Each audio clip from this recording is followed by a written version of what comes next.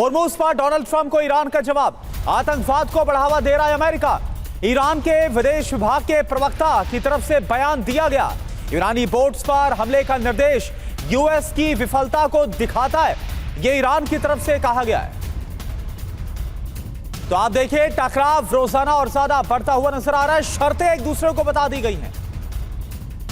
देखिए, आज की ये सबसे बड़ी खबर है जो कि माइंस से जुड़ी हुई है। हॉर्मुज में बिछी माइंस की पूरी एबीसीडी हम आपके सामने रखने जा रहे हैं। सी माइंस पानी में छिपे बॉम्ब जैसी होती हैं। शिप को तबाह करने के लिए इन्हें खास तौर पर बनाया जाता है, डिजाइन किया जाता है। माइंस समंदर के तल से रस्सी से बंधी रहती हैं, तारों से बंधी रहती हैं। ये 100 से 500 किलोग्राम विस्फोटक रख सकती हैं। सोचिए कितना बड़ा धमाका हो सकता है। पूरा जहाज चंद सेकंड्स में तबाह कर सकती हैं ये छोटी छोटी माइंस।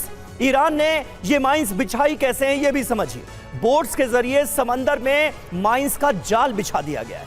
कुछ माइंस को सबमरीन से बिछाया गया है। जरूरी बात यह है कि सेंसर से शिप डिटेक्ट होता है और माइंस अपने आप फट जाती हैं। यानी सेंसर डिटेक्ट करता है जहाजों को और उसके बाद जोरदार धमाका इन माइंस में होता है और पूरा शिप तबाह हो जाता है।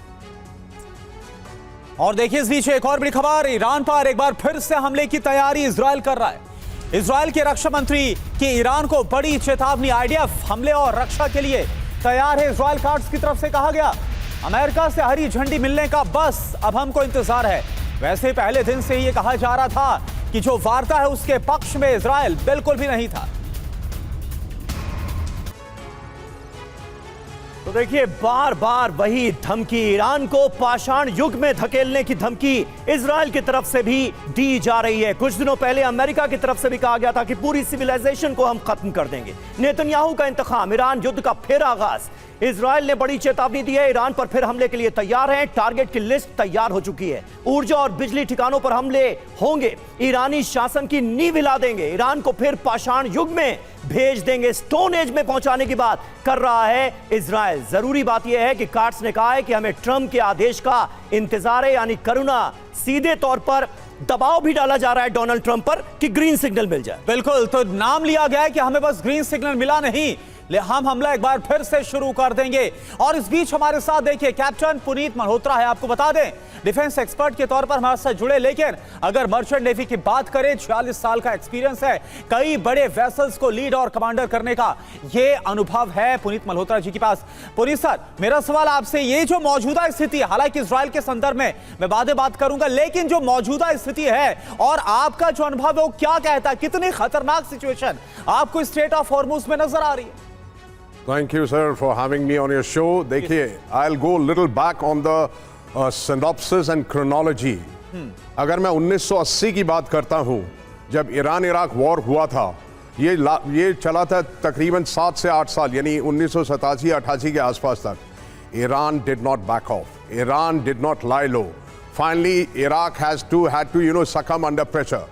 ना उसी कॉन्टेक्स्ट, उसी प्रिटेक्स्ट के हिसाब से अगर मैं बात करता हूँ आज की, तो जहां तक मुझको लगता है Iran definitely will not be taking it lying low, क्योंकि उनके मुंह में खून लग गया कि हाँ, जो ये हॉर्मुज स्ट्रेट है, this is a money earning factor for them.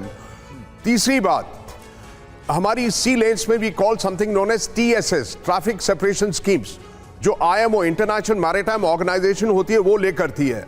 Iran ने क्या किया, पिछले 20 दिन पहले वो नक्शा ही ऑलमोस्ट चेंज कर दिया। जो हम माइंस की बात कर रहे हैं, उन्होंने वो लेन्स बना दी कि जो south and north of Ladakh island से निकलती हैं, वहीं से वो जहाज़ों को निकालते हैं। जहां तक माइन लेइंग एरिया है, वो उन्होंने ऑलमोस्ट क्लोज टू ओमान के कोस्ट पे रख दिया। So the problem now is कि एक तो ऑलरेडी ये बैरिकेड ईरान ने डाल दिया है, एंड यहां मेरे को लगता है कि Iran definitely has an upper hand ji. बाद में अलग बात है कि वो ट्रंप साहब क्या करें, अगर वो हॉलोकास्ट करें तो उसका किसी के पास कोई जवाब नहीं होगा। लेकिन ये जो दूसरा बैरिकेड डाल दिया, मेरा ये क्वेश्चन है, मेरा अपना मानना है, मेरा अपना परसेप्शन है कि अगर यूएस फोर्सेज में इतना दम है तो पहले आके हॉर्मुज में क्यों नहीं कंट्रोल कर सकते? एक चेक पॉइंट लगाया अपना टोल टैक्स ईरान ने और एक दूसरा इन्होंने। This doesn't make any sense as far as I am concern. बिल्कुल सही बात है। अभी तो एक ब्लॉकेट के जवाब में दूसरा ब्लॉकेट नजर आ रहा है। ईरान के जवाब में अमेरिका का नेवल ब्लॉकेट जो है वो नजर आ रहा है। आने वाले वक्त में क्या होता है, कैसे इन माइंस को नष्ट किया जाएगा, ये देखने वाली बात होगी, क्योंकि ये काम इतना आसान भी नहीं है जितना अमेरिका की तरफ से बताया जा रहा है।